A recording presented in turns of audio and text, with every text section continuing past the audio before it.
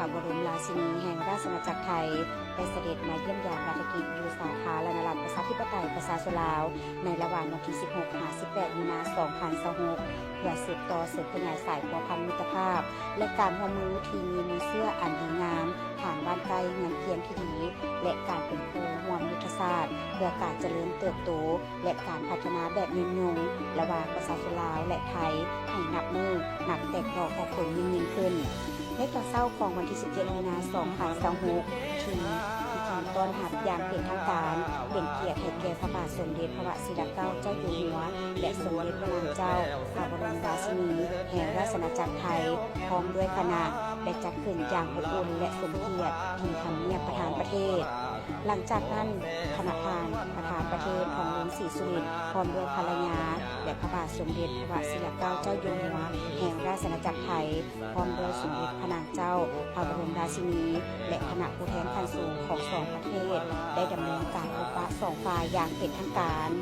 ในโอกาสนี้คณะประธานประเทศของหลวงศรีสุรินทร์ได้แสดงความยินดีต้อนรับอย่างอบอุ่นและตีราคาสูงต่อการเสด็จมาเยี่ยมยามครั้งนี้ซึ่งเป็นความหมายสำคัญทางด้านประวัติศาสตร์แห่งการพัวพันลาวไทยที่ส่องแสงให้เห็นถึงความมุ่งมั่นปรารถนาของประชาชนสองประเทศเพื่อใช้ชีวิตระหว่างสองประเทศในต่อหน้าให้นับมือนับแน่นแฟ้นยิ่งขึ้นโอกาสดังกล่าวคณะของหลวงศรีสุรินทร์ได้ตั้งหน้าให้รัฐบาลและประชาชนลาวทุกคนหน้าแสดงความเศร้าสลดใจอย่างสุดซึ้งต่อการสิ้นพระชนม์ของสมเด็จพระบรมราชสมณีพันปีหลวงในระยะผ่านมาซึ่งบ่เพียงแต่เป็นการสูญเสียแม่ผู้ยิ่งใหญ่ที่เป็นมิ่งขวัญเป็นที่เคารพหักและเทิดทูนสักการะบูชาของปวงชนชาวไทยทั้ง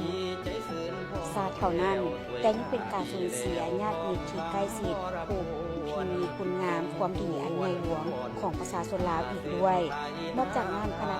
ประธานประเทศแห่งสาธารณรัฐประชาธิปไตยประชาชนลาวยังได้ตั้งหน้าให้รัฐบาลและประชาชนลาวแสดงความขอบใจอย่างสูงต่อบรรดาโครงการพระราชดำริของพระบรมวงศานุวงศ์แห่งราชอาณาจักรไทยทุกพระองค์ที่ได้นำเอาผลประโยชน์ตัวจริงมาสู่ประชาชนลาวก็คือการประกอบส่วนอันใหญ่หลวงเข้าในการพัฒนาสาธารณรัฐประชาธิปไตยประชาชนลาวโดยเฉพาะในแขนงการ